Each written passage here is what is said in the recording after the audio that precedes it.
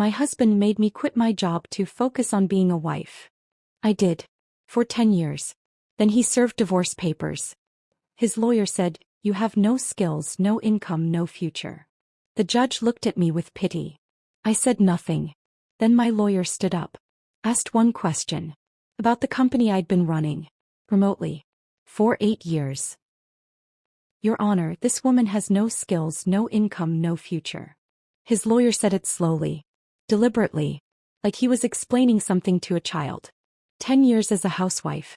A decade-long employment gap. She's 53 years old. No recent work experience. No marketable abilities. The job market has passed her by completely. Before we continue, I want to thank you for being here. We're so close to hitting 100K subscribers. A family of women supporting women. If you believe in second chances and the courage to rebuild, please subscribe. It's free and helps us reach others who need this. Now let's see what happens next. I sat there in that courtroom, hands folded in my lap, and let every word land.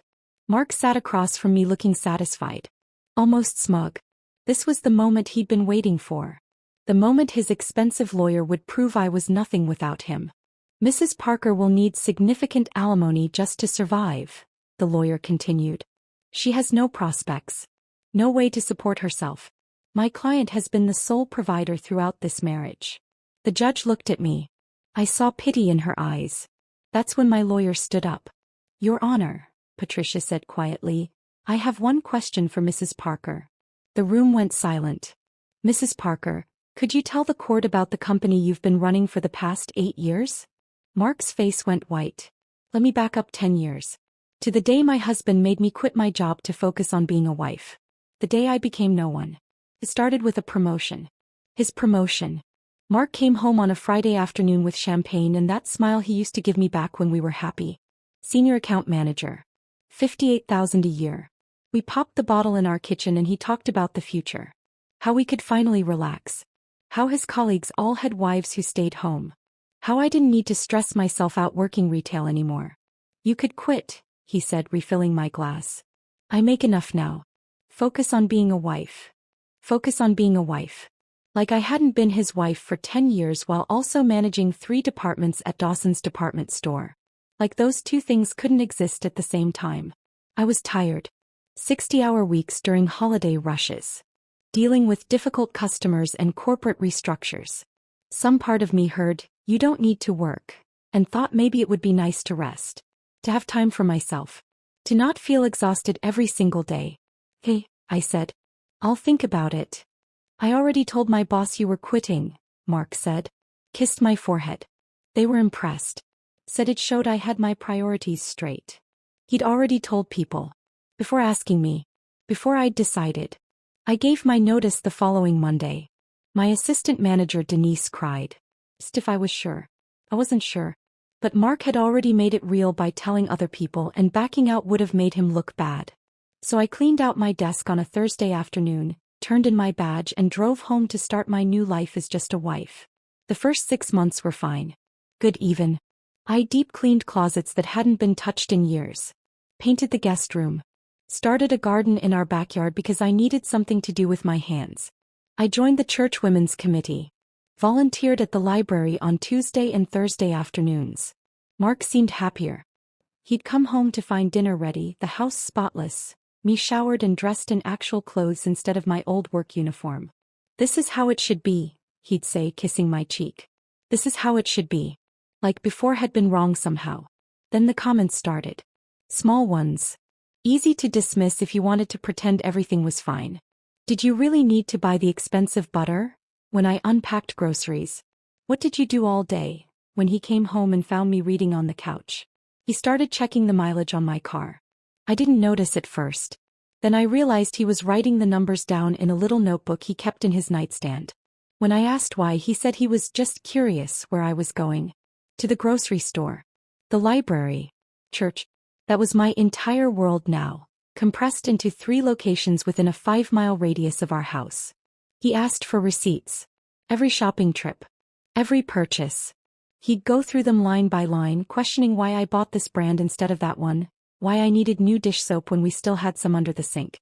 My old work friends stopped calling after Mark made enough comments about them being bad influences, who'd make me miss my stressful old life. Denise invited me to lunch 3 times. I said no twice because Mark needed me home for deliveries. The third time I said yes anyway. Came home to find him waiting. 2.5 hours for lunch? He checked the mileage. What were you really doing? I stopped saying yes after that. By the end of year 2 I didn't recognize myself. I'd gained 23 pounds from stress eating and boredom. My clothes didn't fit right. The professional blazers and slacks I'd worn to work gathered dust in the back of our closet. I wore leggings and Mark's old t-shirts most days because who was going to see me? My hair had gone gray at the temples. I wanted to color it, but Mark controlled our joint account and questioned every expense over $20. Hair color. That's $40. Do you really need it? I'd become invisible. Not just to him. To myself. I'd wake up at 8 or 9, long after he left for work, and stare at our bedroom ceiling. White paint. No cracks. No water stains. Perfect and empty. I'd lie there wondering what I was supposed to do with the next 10 hours. Make another elaborate meal he'd eat without tasting? Vacuum carpets that didn't have footprints because nobody walked on them except me? I'd go to church committee meetings where women discussed bake sale logistics and vacation Bible school planning. Important things. Things that mattered to them. But I'd sit there thinking about the budget projections I used to manage, the staffing decisions, the quarterly reviews. The feeling of solving problems that had actual answers. Some days I'd sit in my car in the grocery store parking lot and cry. Not dramatic sobbing. Just quiet tears running down my face while I gripped the steering wheel and tried to remember who I used to be. I was 51 years old and I felt ancient. Erased. Then Graham died. My grandmother Grace. The woman who'd raised me after my mother left when I was 7. Graham taught me to balance a checkbook and change my own tire and never apologize for existing. The call came on a Thursday afternoon. Quick. She was 87. I stood by her casket at the funeral home in a dress that didn't fit right anymore. I looked at her face and realized she was the last person who'd known me as Sarah Mitchell. Everyone else only saw Mrs. Mark Parker. The woman who used to work at Dawson's. The one who quit. Poor thing.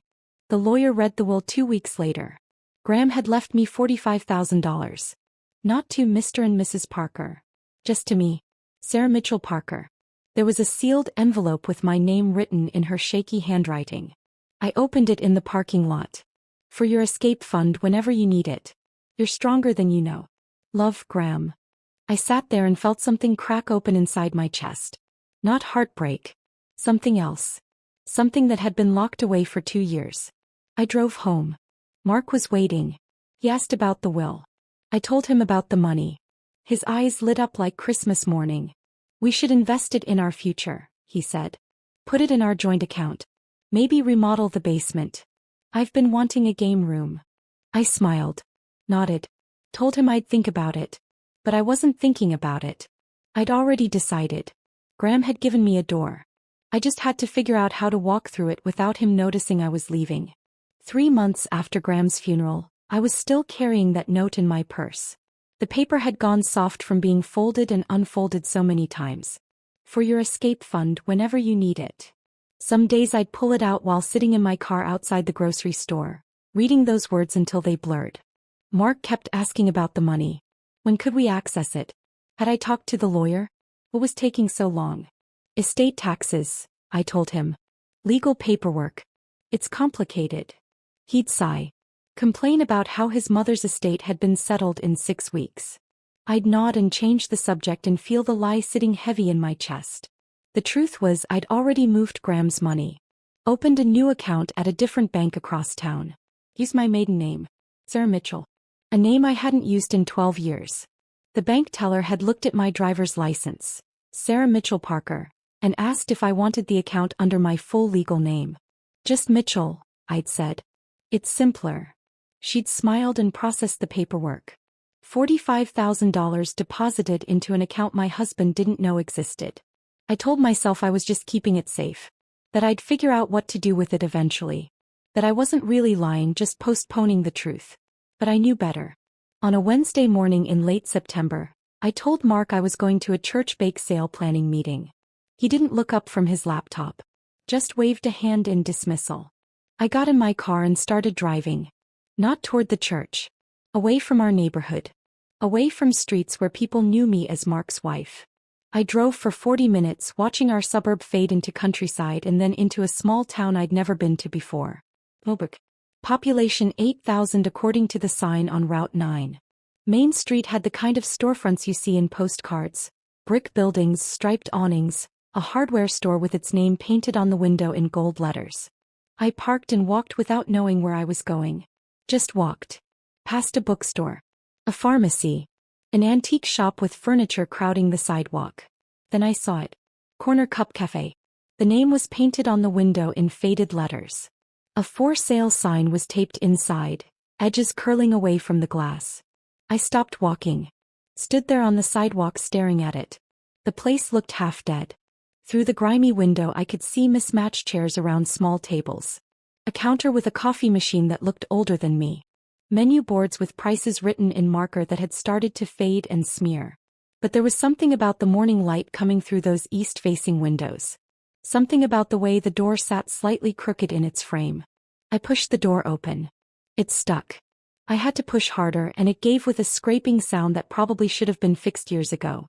A woman looked up from wiping down tables. Late 50s, maybe early 60s. Gray hair pulled back in a ponytail. Tired eyes that had seen too many slow days in a dying business. "We're closing in 10 minutes, she said. Not rude. Just factual. But I can get you coffee if you want. Is this place really for sale? She set down her rag. Studied me for a moment. You interested in buying a failing cafe? Maybe. She laughed. Not a happy sound. Owner died 6 months ago. Heart attack right there behind the counter. His kids want to sell. Get it off their hands. They live in Florida. Don't want to deal with it. How much are they asking? $38,000. For everything. Equipment, lease, business name, whatever inventory's left. She picked up her rag again. Place hasn't turned a profit in 3 years. You'd be buying a headache. I looked around. Counted 8 tables. The counter had 6 stools, only 4 of them matching. The coffee machine had a crack running down the side. The floor tiles were coming up in the corners. Can I get that coffee? I asked. Her name was Rita. She'd worked there for 18 years. Longer than I'd worked at Dawson's. She made me coffee in a chipped mug and didn't charge me for it. We sat at the table by the window and she told me about the place. How it used to be good. How the owner, Jerry, had stopped caring after his wife died. How customers had slowly stopped coming when the quality dropped and nothing got fixed. Why do you stay? I asked. Rita shrugged. Habit, I guess. Don't know what else I'd do. I'm 58. Who's hiring 58-year-old waitresses? I knew that feeling. That sense of being too old, too far removed, too unemployable. I drove home thinking about those east-facing windows. That crooked door. Rita's tired eyes. Mark came home after 9 that night. Smelled like beer and something sweet. Perfume maybe. He blamed it on happy hour with coworkers. Microwaved the dinner I'd left covered on the stove. Ate it in front of the TV without saying a word to me. I lay in bed that night doing math in my head. 45,000 from Graham. 38 for the cafe. 7,000 left for operating costs. Supplies. Maybe 1 month of safety net if things went wrong. It was insane. I hadn't worked in 2 years. I didn't know anything about running a food business. The equipment was old. The location was 40 minutes away. I'd have to lie to Mark every single day. But I knew retail. Knew inventory management. Employee scheduling. Customer service. Profit margins. I'd turned around 3 struggling departments at Dawson's. This was just smaller. More personal. I could do this.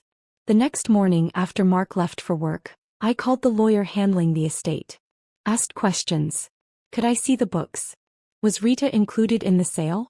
What were the lease terms? The lawyer laughed when I asked about books. Lady, the old man ran everything on napkins and kept cash in a coffee can. You want to see the books? I can show you a shoebox full of receipts. I bought it anyway. Used my maiden name on all the paperwork. Set up an LLC. Mitchell Enterprises. Had the mail sent to a P.O. box in Millbrook that I rented under the same name. Bought a prepaid phone and hid it in my car, buried under the spare tire in the trunk where Mark would never think to look. The lying got easier with practice. The inheritance was still tied up. Lawyers were slow. These things took time. Mark believed me because I'd never given him reason not to. The hard part was the fear. I told Mark I'd joined an early morning prayer group at church. Tuesdays and Thursdays at 5 a.m. He barely looked up from his laptop when I said it.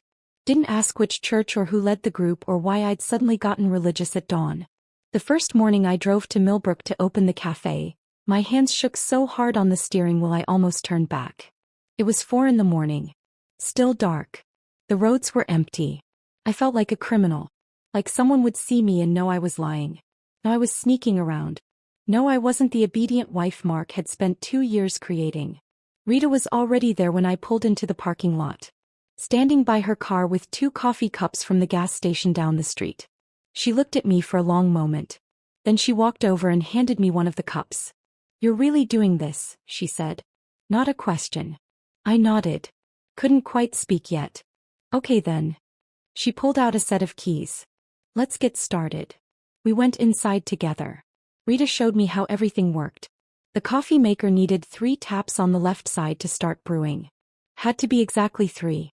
2 didn't work. 4 made it overflow. The sandwich press only heated properly if you held the handle down for the first 30 seconds. The cash register stuck on the number 7 every single time. "Jerry kept meaning to fix that," Rita said. "Never got around to it." The place was falling apart. The walk-in cooler made a grinding sound. The bathroom door didn't latch properly. Half the light bulbs were burned out. But it was mine. For the first time in 2 years I had something that belonged to me. Not to Mark. Not to us. To me.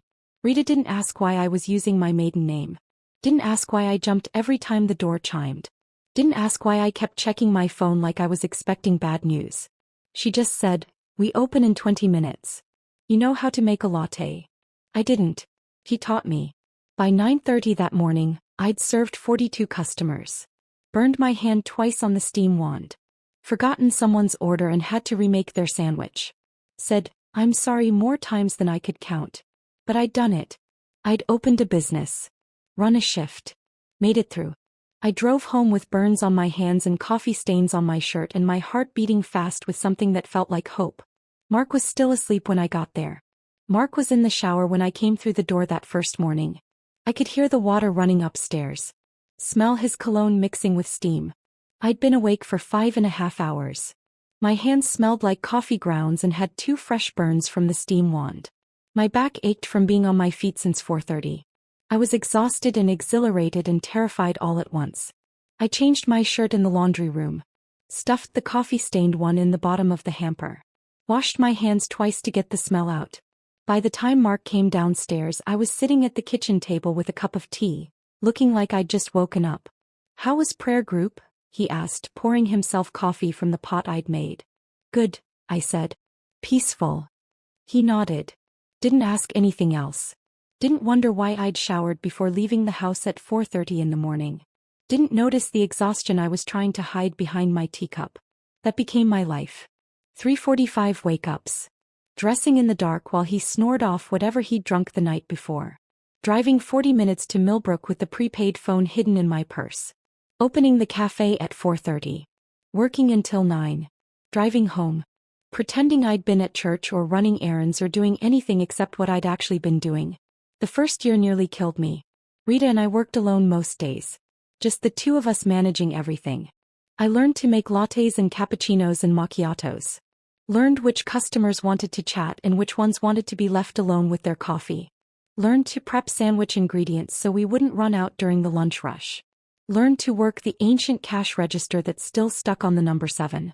Our morning regulars became familiar faces. Construction workers who came in at 5 for coffee before heading to job sites. Nurses finishing night shifts at the county hospital, looking exhausted in their scrubs. Truck drivers passing through on Route 9 who said our coffee was better than the chain places. There was Frank, a 68-year-old retired mechanic who came in every morning at 6. He told me once that my coffee was better than his ex-wife's, and I could tell he meant it as the highest compliment he could give. There was Linda, a hospice nurse who worked overnight and stopped in at 7:30 on her way home. She always ordered the same thing.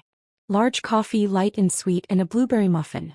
There was David, who drove trucks and knew our hours because he'd pass through Millbrook every Tuesday and Thursday around 5:15.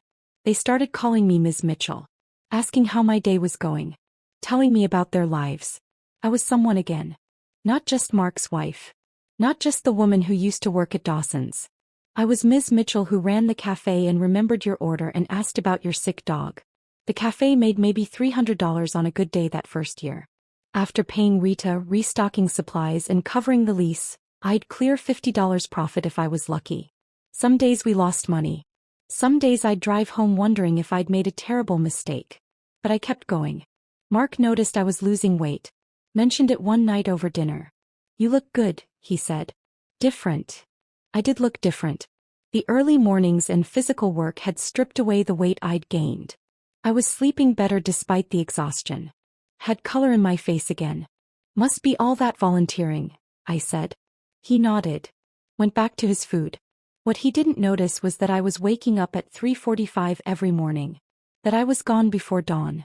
That I came home smelling like coffee even though I'd changed my shirt and washed my hands. He didn't notice because he'd started staying out later. Coming home after 10, sometimes after 11. Smelling like cigarette smoke and something sweet I couldn't quite identify. When I asked where he'd been, he'd say happy hour with coworkers. Office thing. You wouldn't understand. I stopped asking. Instead, I started checking our joint account. Not every day. Just occasionally. Carefully. Making sure to clear the browser history after. That's when I saw the withdrawals. $1,500. $3,000. $2,500. Always in round numbers. Always with no explanation. One night I asked him about it. Kept my voice casual. Light. I noticed some money came out of our savings. What was that for? His face changed. Got hard in a way I wasn't used to seeing. Investment opportunities through the office, he said. You wouldn't understand the details. I'd like to understand. Sarah. He said my name like a warning. I'm the one who works. I'm the one who makes the money. I think I can decide how to invest it without getting permission from someone who hasn't had a job in 3 years. I didn't say anything. Just nodded. Let it drop. But I started keeping records. A little notebook hidden in my car. Every withdrawal he made, I wrote it down. Date. Amount. His excuse if he gave one. $15,000 disappeared that first year. $15,000 from our joint savings while I was working 80-hour weeks to build something he knew nothing about. I said nothing. What could I say without revealing I was checking the accounts? Without explaining why I wasn't panicking about money when I supposedly had no income? The secret I was keeping had walls built from other secrets. Month 14, I hired my first employee besides Rita. Her name was Jasmine. 29 years old with a 3-year-old daughter. She came in for the interview wearing jeans that had been washed so many times they were nearly white. Shirt with a small stain on the collar she tried to hide with a cardigan. She sat across from me at one of the cafe tables and her hands shook when she filled out the application. I haven't worked in 4 years, she said. My ex said he'd support us. Then he left. Stopped paying child support. I've been applying everywhere but nobody calls back. I looked at her application. High school diploma. Some community college. Previous experience as a waitress before her daughter was born. When can you start? I asked. She blinked. You're hiring me? $12 an hour. Tips split evenly between everyone working that shift. Can you do mornings? 6 to noon. She started crying. Right there at the table. Said yes through the tears. Said thank you about 15 times. Rita took her under her wing the way she'd taken me. Taught her the systems. Showed her how to handle the difficult customers with grace. Jasmine was good. Fast learner. Kind to people. Her daughter's daycare was 2 blocks away, so she could walk there after her shift. Then came Bobby. 42 years old. Line cook. Came in asking if we were hiring and I almost said no because we didn't really need anyone else yet. Then he mentioned he'd just gotten out. 3 years for possession. Couldn't find work anywhere because of his record. I can cook, he said. I'm good at it. I just need someone to give me a chance. I hired him for kitchen work. $10 an hour to start. He showed up 15 minutes early to every single shift. Never complained. Made breakfast sandwiches that were so good people started coming in just for those. Maria came next. 52 years old. From Guatemala. Her English was rough but her baking was perfect. She made bread the way Graham used to, by feel not measuring. He had 3 kids. Husband had left her 6 months earlier. Disappeared back to Guatemala and left her with nothing. These people became my family. My real family. The ones who understood what it meant to rebuild yourself from nothing. They figured out pretty quickly that something wasn't normal about my situation. The way I jumped every time the door chimed. How I never answered my personal phone in front of them. The fact that I insisted they call me Ms. Mitchell, never Sarah. Rita pulled me aside one morning during a slow period. "Honey," she said quietly, "I don't need to know your business. But we've got your back. Whatever you're running from or hiding from, you're safe here." I almost cried. Instead, I just nodded and went back to wiping down tables. By the end of year 2, the cafe was actually making money. Real money. I'd repainted the walls a warm cream color. Replaced the broken equipment. Updated the menu with items Bobby suggested. Fixed the bathroom door and the grinding walk-in cooler and even the cash register that stuck on 7. We were making $700 on weekdays. $1,000 on Saturdays. After expenses and payroll and everything else, I was clearing $6,000 a month. That's when I started looking at the second location. Another failing cafe in Millbrook. Owner was retiring. Wanted $18,000 for it. I had $22,000 in my business account by then. Rita said I was crazy to expand so fast. "You're barely 2 years in," she said. "You should wait. Build up more savings." But I'd spent 12 years in retail management. I knew how to scale. Knew when to grow. I bought it. Put Jasmine in charge. She cried again when I told her. Within 6 months, both locations were profitable. I was making more money than I'd ever made at Dawson's. More than Mark made in his fancy account manager job. And he had no idea. He thought I was volunteering at church. Doing book club on Thursday nights. Maybe running errands. He had no idea I was running 2 businesses 40 minutes away in a town where nobody knew Mrs. Mark Parker existed. By year 7, I'd opened 4 locations. The original cafe, the second one Jasmine managed, a third near the hospital that did brisk business with medical staff, and a fourth by the highway that caught travelers and truckers. I had 32 employees. I was clearing $12,000 a month in owner's draw. Mark still had no idea. I'd gotten better at the lying. Better at the logistics. I worked the opening shift at the original location 6 days a week, 4:30 to 9:30, then spent a few hours rotating between the other locations. Checking in. Handling problems. Meeting with suppliers. I told Mark I'd expanded my volunteering. Church food bank. Library programs. Meals on Wheels. He never questioned it. Never asked for details. Never seemed to notice or care how I spent my days. He was staying out later. Coming home after midnight some nights. I'd be in bed pretending to sleep when he'd stumble in, smelling like smoke and alcohol and something floral I couldn't place. On a Wednesday in November I was doing laundry. Going through pockets before washing like I always did. Mark's work pants. I pulled out a crumpled receipt and almost tossed it without looking. Something made me unfold it. Riverside Casino. 3 days ago. Dinner for 2. $87. 2 glasses of champagne. 1 ribeye steak. 1 salmon. I stood there in our laundry room holding that piece of paper and something cold settled in my chest. Mark had told me he was working late on Monday. Project deadline. Wouldn't be home until 10. I stared at the receipt. 2 glasses of champagne. We hadn't had champagne together in 4 years. I'd suggested it once for our anniversary. Mark had said it was too expensive. Said we needed to watch our spending. Be responsible. But he'd bought champagne for someone else. I checked his other pants. The khakis from last week. The jeans from the weekend. 2 more receipts. Different dates. Same restaurant. Same casino. Always dinner for 2. Always expensive. I sat down on the laundry room floor with those 3 receipts spread in front of me like evidence at a crime scene. The money wasn't what hurt. I'd been secretly refilling our joint account with transfers from my business to cover his gambling withdrawals. I knew he was burning through our savings. Had been for years. But this felt different. This was deliberate. Planned. He was taking someone to dinner. Buying champagne. Spending money he claimed we didn't have on a woman who wasn't me. I didn't confront him that night. Or the next day. Instead I started watching. Really watching. He'd come home and shower immediately. Even on nights when he claimed he'd been at the office. Who showers after sitting at a desk? There was new cologne in our bathroom cabinet. Expensive stuff. I'd never bought it. When I asked him about it, he said it was a gift from a coworker. For his birthday. His birthday had been 6 months ago. He'd started using breath mints. Kept a tin in his car. Another in his jacket pocket. Mark had never cared about his breath before. Now he was 54 years old and suddenly worried about it. The pieces were all there. I'd just been too busy building my businesses to put them together. 2 weeks after I found the receipts, I checked our joint account. Another withdrawal. $22,000. Gone. In one transaction.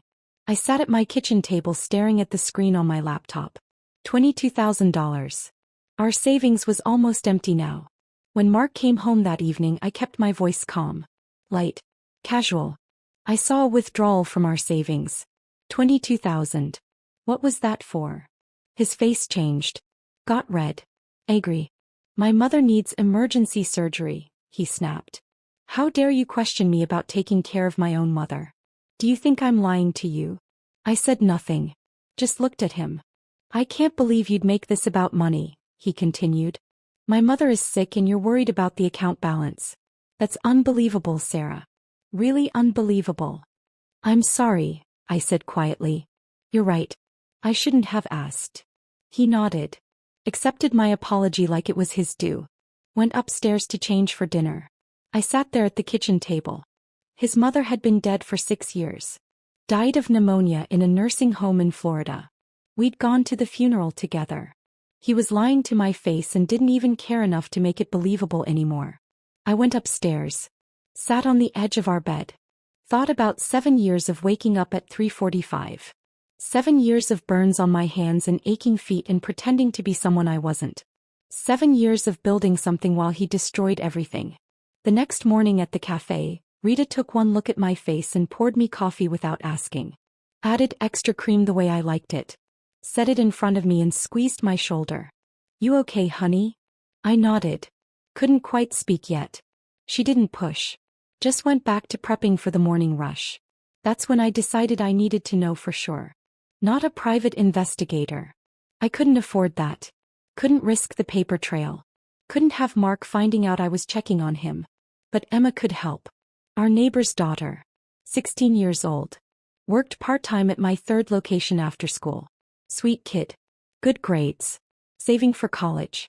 I'd written her a reference letter for her applications. She called me Aunt Sarah when her parents weren't around. One afternoon during her shift, I asked her casually about the neighborhood.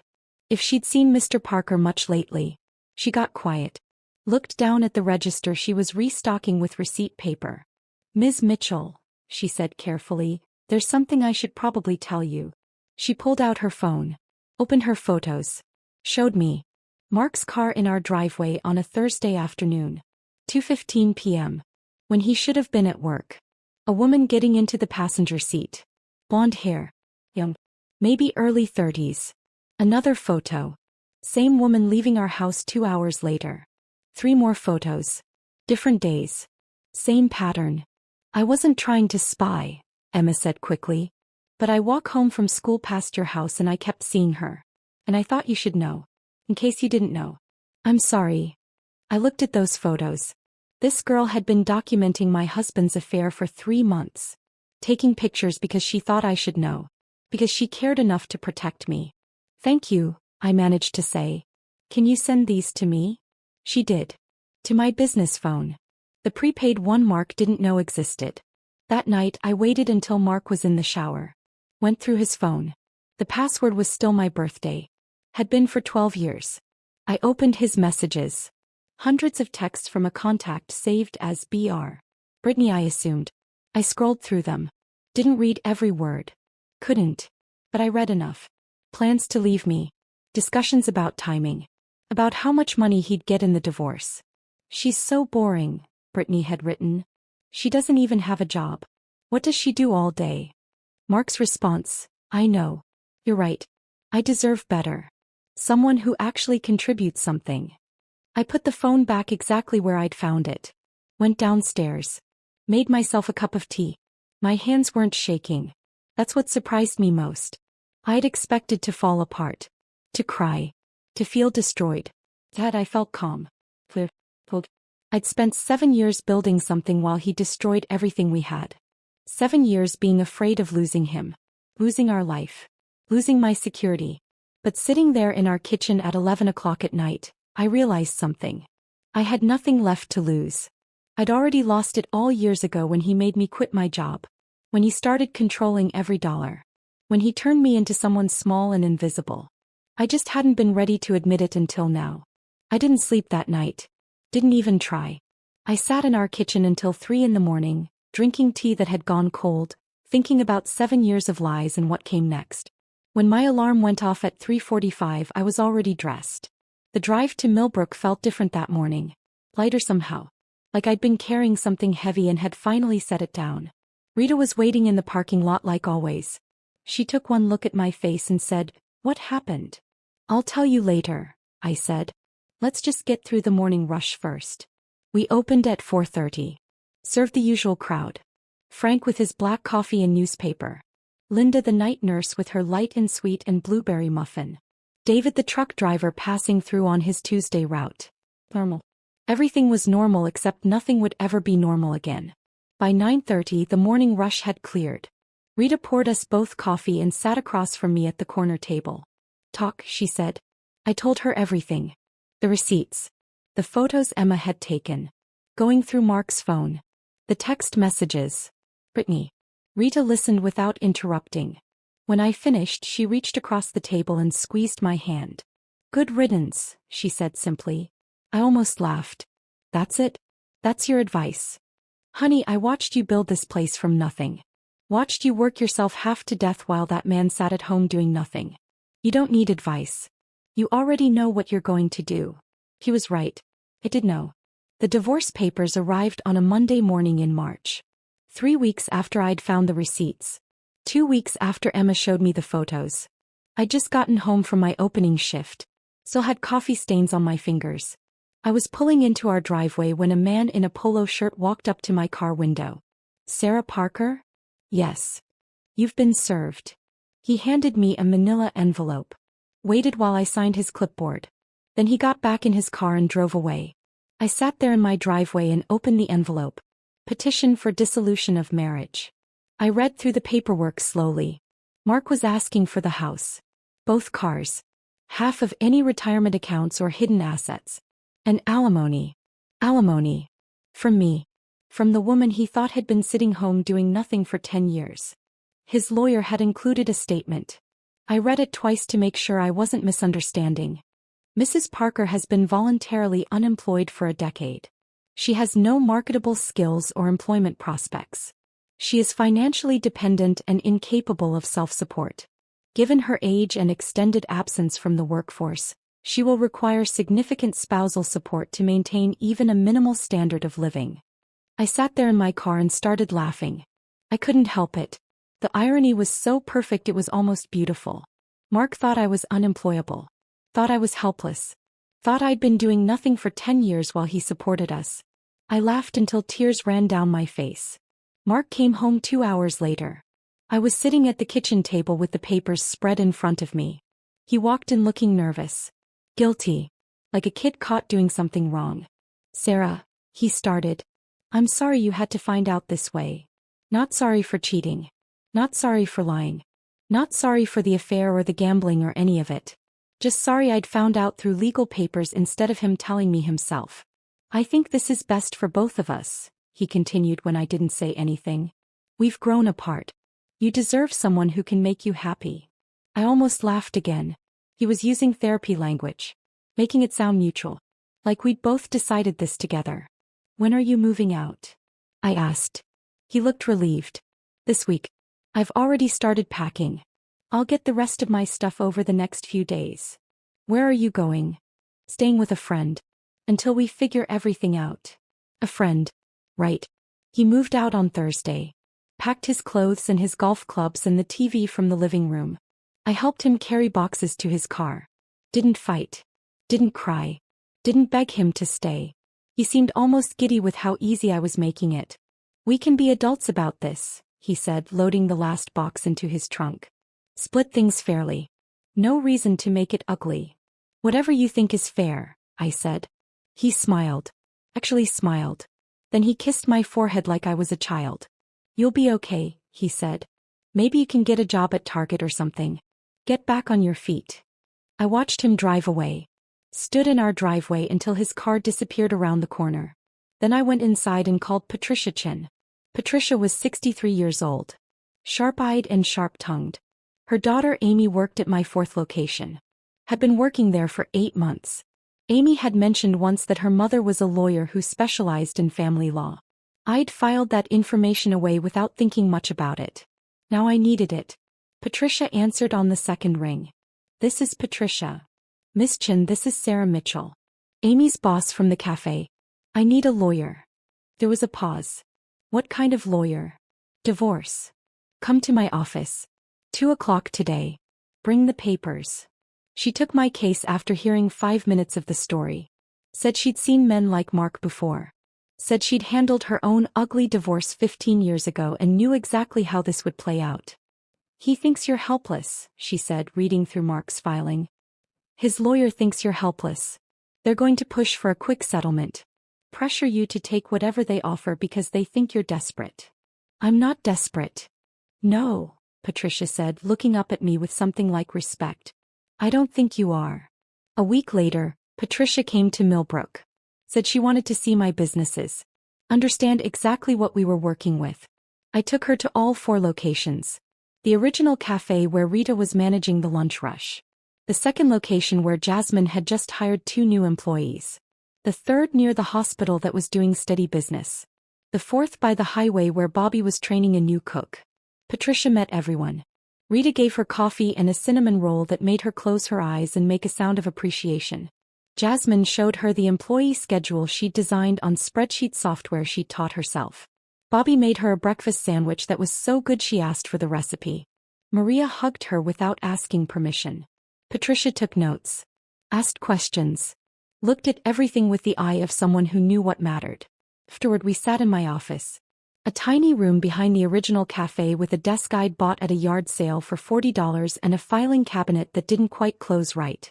Here's what's going to happen, Patricia said. His lawyer is going to paint you as helpless. They're going to argue you need support. Need help. Can't survive without your husband. They're betting you'll settle fast because you're scared and have no options. She paused. Looked at me directly. Are you scared? I thought about 3:45 a.m. wake-ups. Burned hands from learning to use a steam wand. Crying in my car in grocery store parking lots. Building something from nothing while Mark gambled away our savings. Working 6 days a week while he told people his wife didn't work. No, I said. I'm not scared anymore. Patricia smiled. Good. Because we're going to let them think they're winning right up until they're not. She explained her strategy. Minimal disclosure. Just enough to comply with court orders. Let Mark's lawyer make assumptions. Let them build their case on the belief that I was unemployable and helpless. Men like your husband, Patricia said, they believe their own lies. He's convinced himself you're nothing without him. His lawyer believes it because it's easier than the truth. He pulled out a legal pad. Started making a list. I need tax returns for Mitchell Enterprises. Employee testimonials. Business licenses. Franchise corporate documentation if you have it. Property deeds. Bank statements showing consistent income. Everything that proves you're not just employed, you're successful. She looked up. How many locations did you say you have? 4. Get me documentation for all 4. Actually, I said, I need to correct that. I bought 2 more properties last month. I'm signing the final paperwork tomorrow. Patricia stopped writing. Looked at me. Then she started laughing. Oh, she said, this is going to be fun. Patricia filed our response to Mark's petition the next week. I didn't read it before she submitted it. Told her I trusted her judgment. Smart woman, she said. The court date was set for November. 8 months away. 8 months of waiting. 8 months of pretending. Mark's lawyer started sending demands almost immediately. Lists of assets he wanted. Questions about my finances. Requests for bank statements and employment history and anything else they could think of. Patricia would read them at her desk while I sat across from her and she'd laugh. "Listen to this one," she said during one of our meetings. "They want documentation of any income you've received in the past 10 years. Any employment. Any business ventures."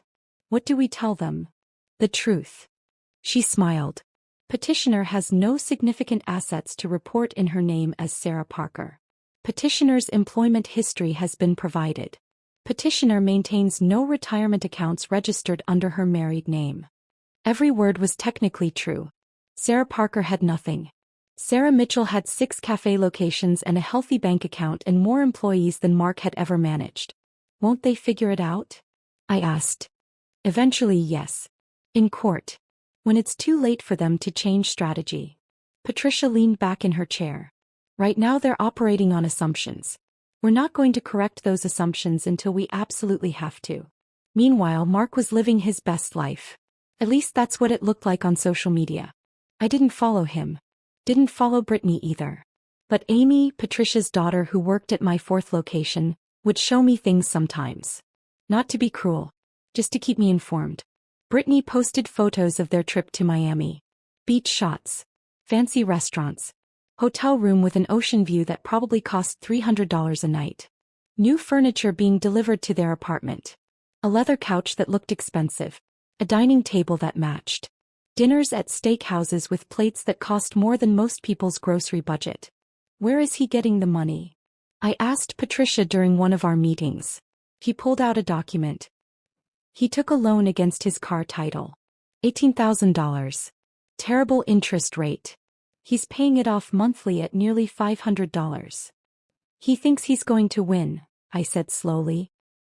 He thinks he's going to get the house and enough money for me to pay it all back. Exactly. I sat there thinking about that. Mark had borrowed $18,000 to finance his new life with Brittany.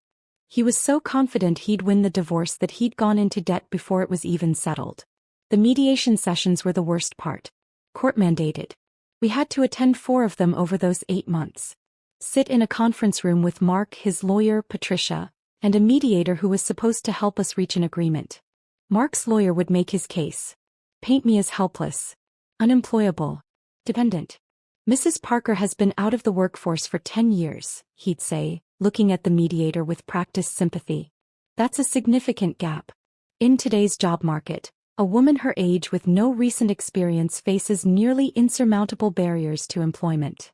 I'd sit there with my hands folded in my lap, looking down at the table. We understand this is difficult, he'd continue. But with some retraining, perhaps community college courses, Mrs. Parker might find entry-level employment. Retail perhaps. Food service. Something to help her get back on her feet. Patricia would kick me under the table when my face showed too much amusement. I'd rearrange my expression.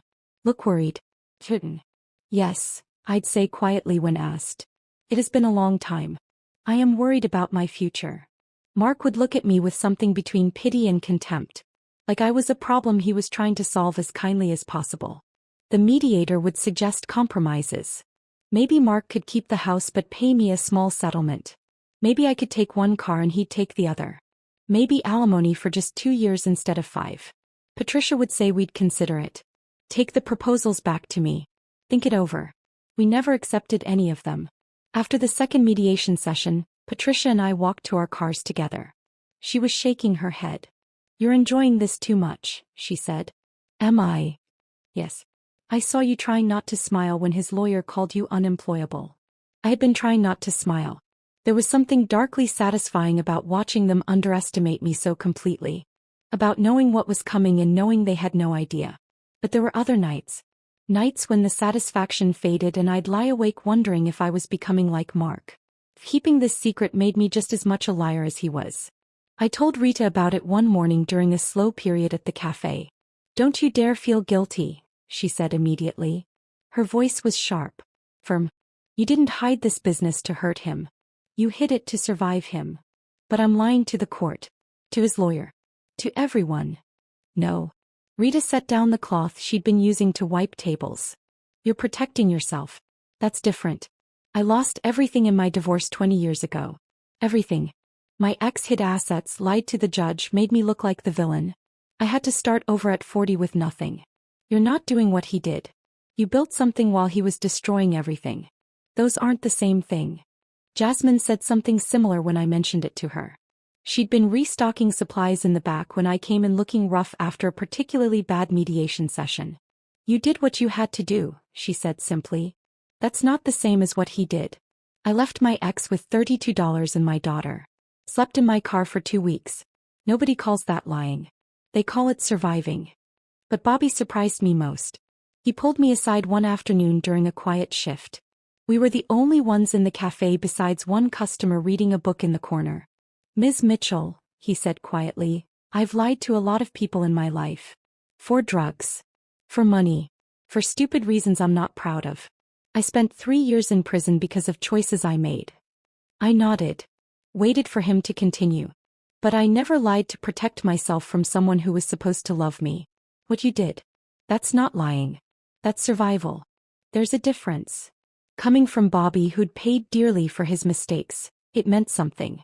Month 6 brought a crisis I hadn't anticipated. A man walked into my cafe on a Tuesday morning. I was behind the counter helping with the morning rush because one of our regular staff had called in sick. I looked up to take his order and my stomach dropped. Dirk. Mark's coworker. I'd met him twice. Once at a company picnic years ago. Once at a barbecue at our house. Our eyes met. I saw recognition flash across his face. His mouth started to open. Rita moved faster than I'd ever seen her move. She stepped between us, blocking his view of me, her voice loud and cheerful. I'm sorry, sir, but Ms. Mitchell is handling a private business call. I'd be happy to help you with your order. She physically turned him toward a table on the far side of the cafe. Away from the counter. Away from me. I disappeared into the back office. Closed the door. Sat down at my desk with my heart hammering so hard I could feel it in my throat. I heard Rita's voice. Friendly. Professional. Taking his order. Making small talk. After what felt like hours but was probably 10 minutes, she came to find me. He's gone, she said. Didn't see you. I made sure of it. Are you certain? Positive. Kept myself between you and him the whole time. Talked his ear off about the menu until he was too distracted to think about anything else. I sat there trying to breathe normally. That had been close. Too close. If Derek had recognized me and mentioned it to Mark, everything would have fallen apart. The secret would have been out before the court date. Mark would have had time to prepare. His lawyer would have had time to change strategy. That night, after closing the cafe, I sat in my car in the empty parking lot and called Patricia. I'm ready, I said. Let's finish this. The court date is still 3 months away. I know. But I'm ready. I'm done hiding. Done pretending. Done waiting for him to figure it out. Patricia was quiet for a moment. Okay, she said finally. Let's finish this. The final 3 months passed in a blur of preparation. Patricia and I met twice a week, going over documents, rehearsing questions, building our case piece by piece. Don't volunteer information, she'd remind me. Answer only what's asked. Keep your voice steady. Look at the judge, not at Mark. The night before the hearing I couldn't sleep. Lay in bed in the house that would soon not be mine, staring at the ceiling, thinking about 10 years of marriage. 8 years of secrets. One day to end it all. I got up at 3:45 out of habit. Made coffee. Sat at the kitchen table in the dark. At 5 my phone buzzed. A text from Rita. We're all with you today. You've got this. Another from Jasmine. Kick his butt, boss. Bobby sent a photo of a breakfast sandwich with a note. Made this thinking of you. Go show them who you are. Maria sent a prayer in Spanish I had to use a translator to read. I got dressed carefully. Not in my usual jeans and cafe t-shirt. In a navy dress Jasmine had lent me. Simple. Plain. No jewelry except my wedding ring, which I'd kept wearing through everything because Patricia said it would look better in court. Low heels that hurt my feet. Hair pulled back in a bun. No makeup. I looked in the mirror and barely recognized myself. I looked tired. Older. Exactly like what Mark's lawyer would expect. Perfect. The courthouse was downtown. 40 minutes from Millbrook. I got there 30 minutes early and sat in my car, breathing slowly, trying to calm my racing heart. Patricia met me at the entrance. She was wearing a sharp gray suit and carrying a leather briefcase that looked expensive. Ready? She asked. Yes. We walked in together. Through security. Up the elevator. Down a hallway that smelled like floor polish and old coffee. The courtroom was smaller than I'd expected. Beige walls. Fluorescent lights humming overhead. Wooden benches that looked uncomfortable. Mark was already there. Sitting on the left side with his lawyer. He was wearing a new suit. Dark blue. Probably cost $500 he didn't have. Brittany was in the back row. Blonde hair styled perfectly. Dressed too tight and too young for a courtroom. She kept touching her hair and smiling at Mark. I sat down next to Patricia on the right side. Folded my hands in my lap. Didn't look at Mark. The judge came in a few minutes later. A woman in her early 60s. Reading glasses on a chain around her neck. Gray hair cut short. Face that said she'd heard every lie people could tell and didn't believe any of them. All rise for the Honorable Judge Morrison, the bailiff said. We all stood. Sat back down when she gestured for us to. Judge Morrison looked at the papers in front of her. Looked at Mark. Looked at me. We're here for the dissolution of marriage between Mark Parker and Sarah Parker, she said. Her voice was flat. Professional. Like she did this 20 times a week. Mr. Parker, your attorney may proceed. Mark's lawyer stood up. Richard something. I'd heard his name but hadn't bothered to remember it. He was tall. Silver hair. Expensive suit. Smile that probably worked on most people. Your Honor, he began, this is a straightforward case. Mrs. Parker has been out of the workforce for 10 years. She voluntarily left a retail management position to focus on being a homemaker. A choice she made freely. A choice that has consequences. I kept my face neutral. Let him talk. She has no recent employment history. No current income. No retirement savings. She is, by any reasonable measure, unemployable in today's job market. He said it so confidently. Like it was a fact everyone agreed on. A woman of 53 with a decade-long gap in her resume faces nearly insurmountable barriers to employment. My client, Mr. Parker, has been the sole financial provider throughout this marriage. He's maintained steady employment. Paid the mortgage. Covered all household expenses. I watched Judge Morrison. Her face didn't change. Just listened. Took notes. Mrs. Parker has contributed nothing financially, Richard continued. In fact, she spent considerable money from their joint accounts on personal expenses we're still attempting to document. He looked at me when he said it. Like I was some kind of frivolous spender who'd blown our savings on shoes and purses. I said nothing. Just sat there. Mr. Parker is requesting an equitable division of assets, Richard said. Which, given Mrs. Parker's complete lack of financial contribution, means she should receive minimal settlement. Perhaps enough to get her through 6 months while she seeks employment. Entry-level retail. Food service. Anything to help her rebuild basic work skills. Entry-level retail. Like I hadn't managed 3 departments and 42 employees before Mark made me quit. Your Honor, this is simply a matter of practical reality. Mrs. Parker needs to face facts. She has no skills. No income. No future prospects.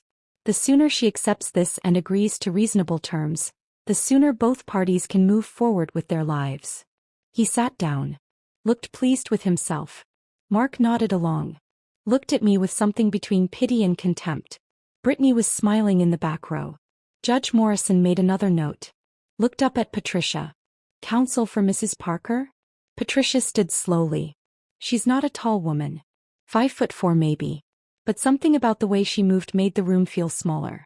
Your Honor, she said, her voice calm and clear, I have just one question for Mrs. Parker. Judge Morrison nodded. Proceed. Patricia turned to me. Our eyes met. This was it. 8 years of secrets. 8 months of preparation. One moment to change everything. Mrs. Parker, she said, could you tell the court about Corner Cup Cafe? The room went very quiet. I could feel Mark's confusion from across the aisle.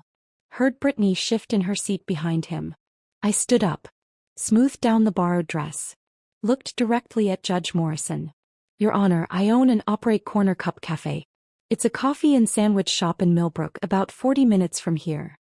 Mark's lawyer started to say something. Judge Morrison held up her hand. Stopped him. Continue, Mrs. Parker, she said. I purchased the cafe 8 years ago using a small inheritance from my grandmother. $45,000. It was failing when I bought it. Nearly bankrupt. I turned it around within 18 months. Made it profitable.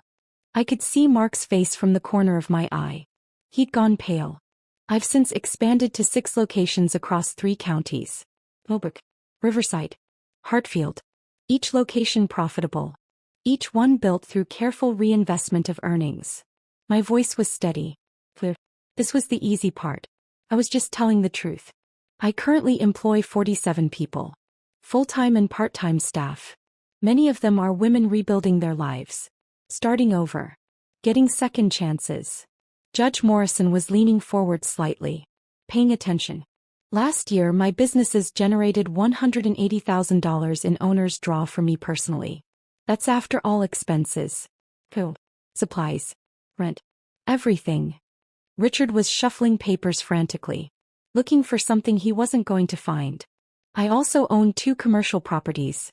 The buildings that house my 4th and 5th locations. Purchased with business profits. Valued at approximately $400,000 combined. I paused. Took a breath. I work opening shifts 6 days a week. 4:30 in the morning until 9. Sometimes longer when we're short-staffed or training new employees. I've been doing this for 8 years. I finally looked at Mark. His face had gone from pale to gray. His mouth was slightly open. I've never missed a mortgage payment on our house, I said, still looking at him. In fact, for the last 4 years, my income has been supplementing our joint account. Covering withdrawals my husband made. $45,000 total. The exact amount of my inheritance. Money he spent on gambling losses and his affair. Brittany stood up in the back row. Walked out. I heard the courtroom door close behind her. Mark didn't even notice she'd left. Patricia stood and pulled documents from her briefcase. Thick folders. Years of careful record-keeping. Your Honor, I'd like to submit evidence supporting Mrs. Parker's testimony. She handed the first folder to the bailiff, who passed it to Judge Morrison. Tax returns. 8 years of them. Showing consistent business income under Mitchell Enterprises, LLC. Employee testimonials.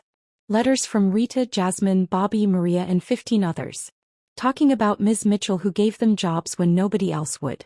Who paid fair wages. Who treated them like family. Health inspection reports. All 6 locations. All passing. All signed by Sarah Mitchell as owner-operator. Business licenses. Proper documentation filed with the state. Everything legal. Everything transparent. Property deeds for the 2 commercial buildings I owned. Bank statements showing the growth of my business accounts. The consistent deposits. The careful management. And finally, a letter from the franchise corporate office.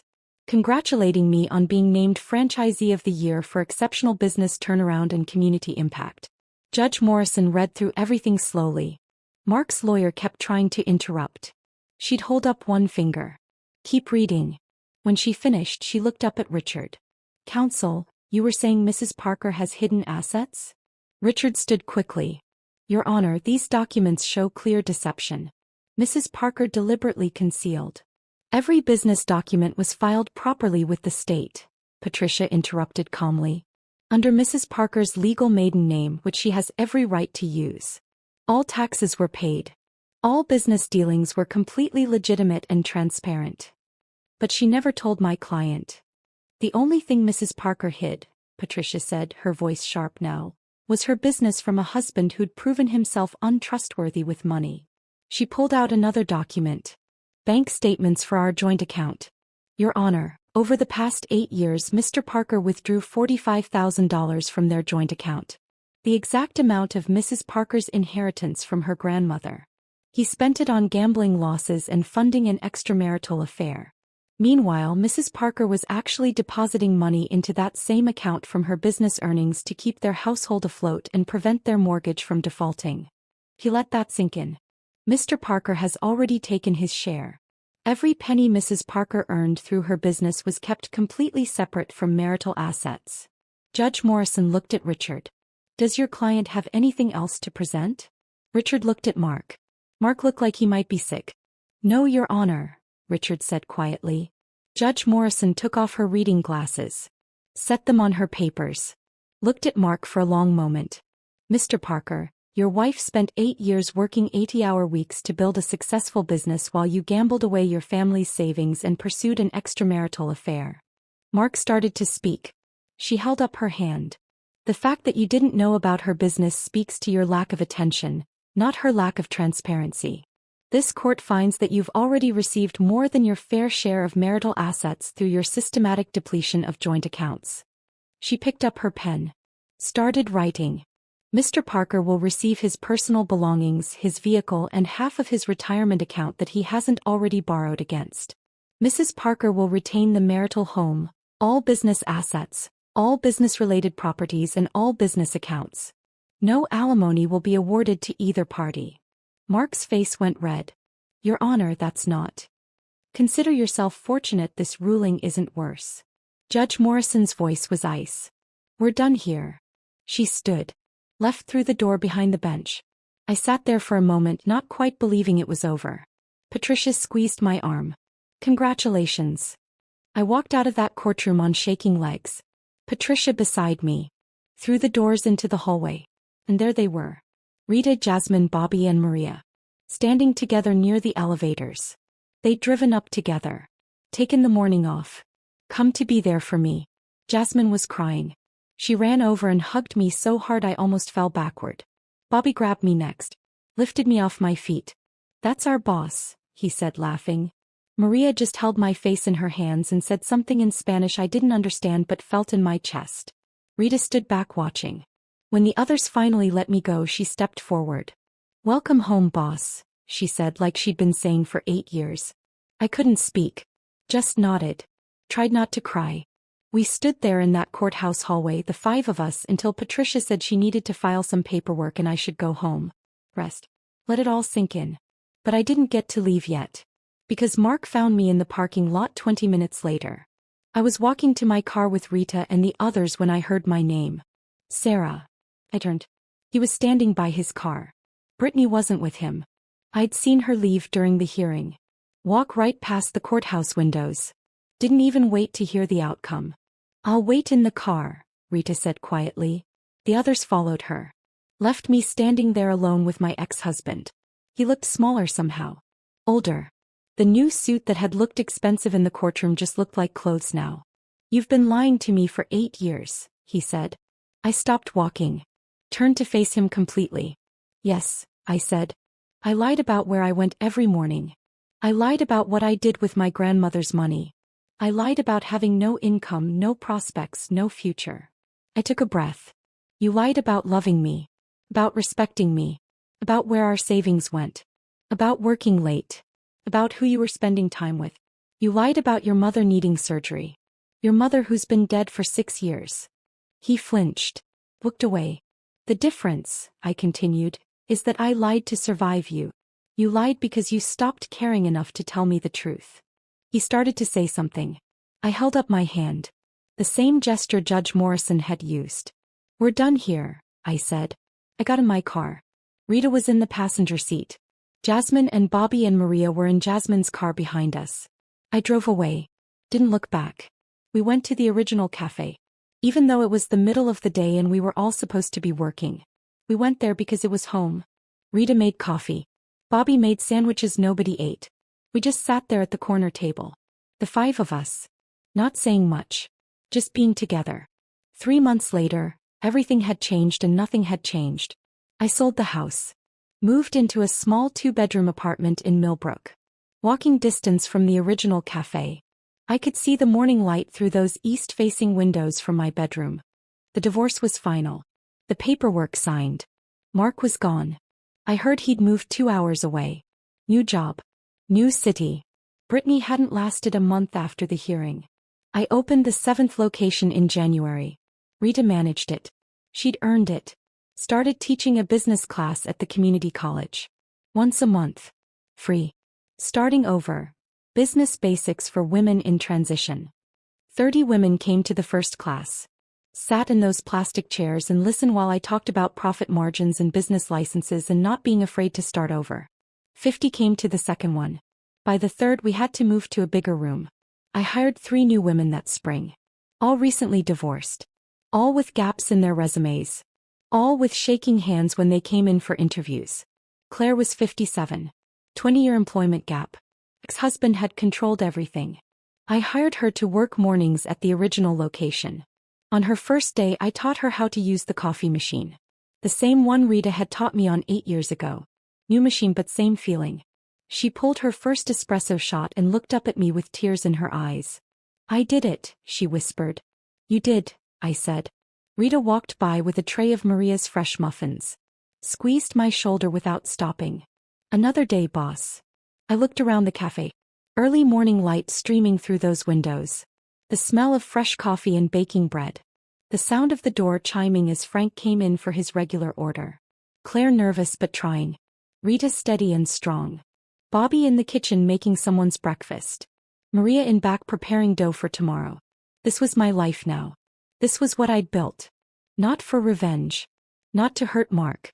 But to save myself. On my desk in the back office I'd framed Graham's note. "For your escape fund whenever you need it. You're stronger than you know." I was stronger. I knew that now. And every morning at 5 a.m. when I unlocked that door and turned on those lights and started the coffee brewing, I proved it all over again.